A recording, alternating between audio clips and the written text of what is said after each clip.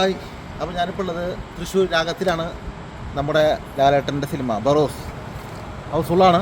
രാഗത്തിൽ ഞങ്ങൾ കാണാൻ വന്നു രാത്രി 12 മണിക്ക്. പക്ഷേ ഫുള്ളാണ്. എന്താ പറയുക, ക്രിസ്മസാണ്, പക്ഷേ പറ്റിയില്ല. എന്തായാലും എല്ലാവർക്കും ഹാപ്പി ക്രിസ്മസ്. നാളെ കാണാം വീണ്ടും രാത്രി.